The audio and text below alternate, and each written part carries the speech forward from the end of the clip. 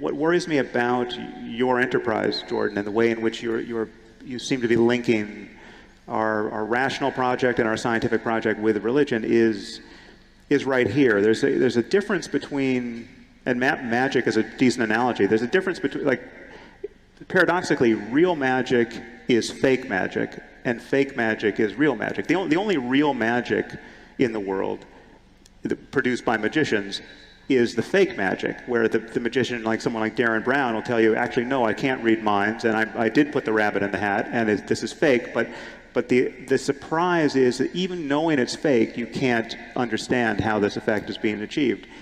Whereas the fake magicians are the ones who are pretending to be real, who are hiding, who are not acknowledging the mechanics, the real mechanics behind what is in fact effective. You know, the illusion that the rabbit pops out of the hat.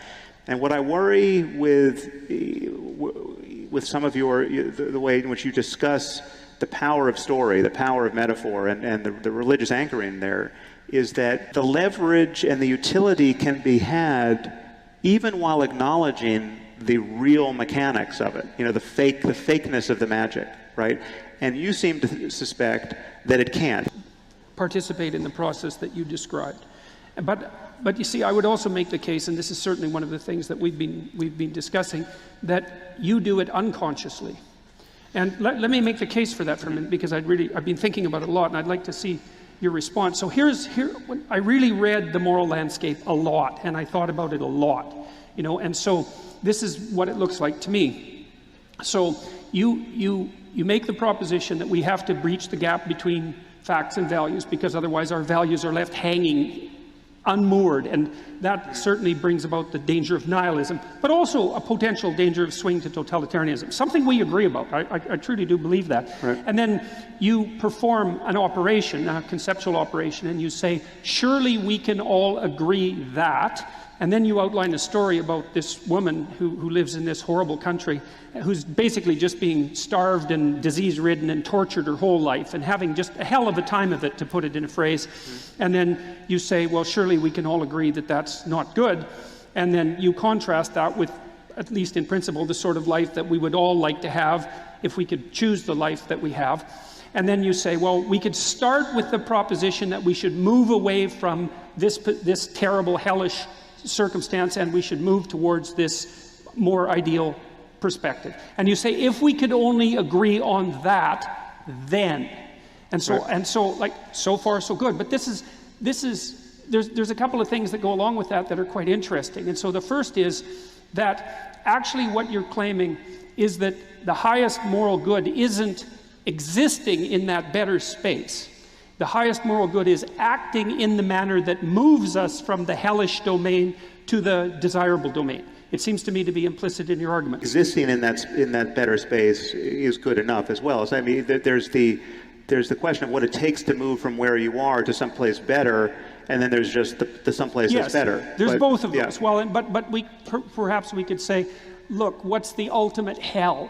It might be existing in the hell that you described, but it also might be, this is something worse, I think. I think that participating in the process that brings about that hell is actually a hell that's even deeper than the hell.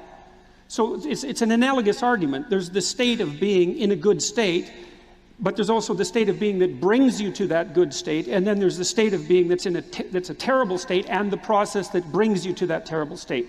And one of the things that I've learned from the archetypal and religious texts that I've studied, as well as the philosophical texts, is that the process that transforms society into something approximating hell. So we want to separate out two things. We want to separate out these states of being and the process that brings them into being. And I do believe you do that in your work, because basically what you suggest is that the appropriate way to act ethically is to act in a manner that moves us away from hell and moves us towards a desirable state. Now, the thing is that as far as I'm concerned, there's a couple of things about that. The first thing is that I wouldn't say that mode of acting is a fact. I would say it's a personality. And that what you're suggesting is that people embody the personality that moves society away from hell towards heaven, for lack of a better term. And the reason I make that argument is because I think that you recapitulate the essential Christian message precisely by doing that, because symbolically speaking, at least as far as I can understand, stripped of its of its metaphysical context, let's say. The purpose of positing the vision of the ideal human being, which, independent of the metaphysical context, it's certainly what the symbol of Christ represents, is the mode of being that moves us most effectively from something approximating hell to something approximating heaven.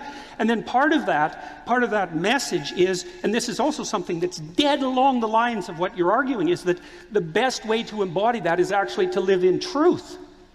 I mean, so because I would say that the fundamental Christian ethic, metaphysics accepted once again, is to act in love, which is to assume that being is acceptable and can be perfected, and to pursue that with truth, and that you should embody that. And then I would say that the purpose of the representation, we could call them metafictions or archetypal representations, is to show that in embodied format so that it can be imitated, rather than to transform it into something that's diluted in some sense to an abstract rationality.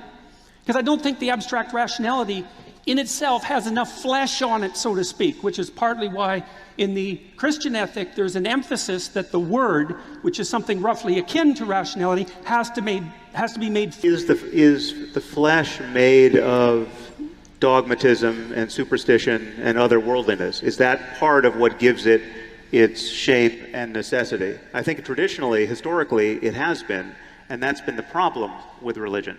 If you denude it of everything that is unjustifiable in the light of 21st century science and rationality, I think what you have to get down to is something quite a bit more universal and less provincial than any specific religion. Assume the existence of a transcendental internal ethics, something like that, which I would say, by the way, just since we're going down this direction, seems to me to be something very akin to the idea of the Holy Spirit, which is something like the internal representation of a transcendent universal ethic.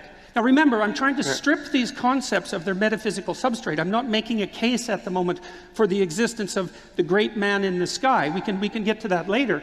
I'm saying that what seems to be the case is that we have underneath our cognitive architecture and our social architecture a layer of symbolic and dramatic and narrative representation that instantiates the same concepts but in a multi-dimensional context.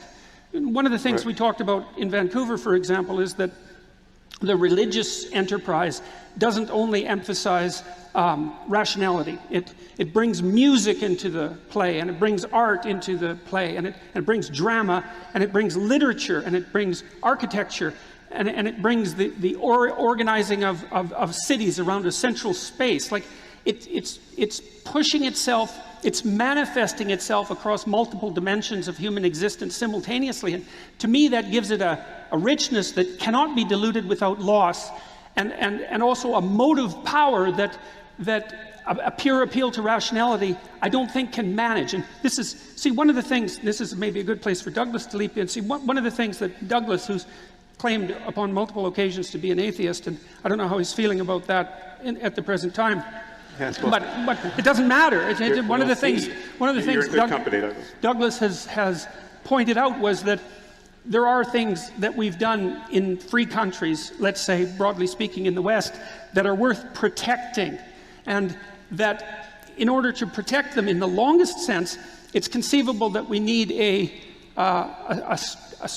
cognitive structure, something like that, that can act as a bulwark against those forces that would seek to undermine and destroy it. And Douglas has been driven, I would say, to some degree, to hypothesize that for Christianity, for all its faults, or we could say Judeo-Christianity to broaden it, for all its faults, might provide something approximating that bulwark if we could only figure out how to utilize it properly.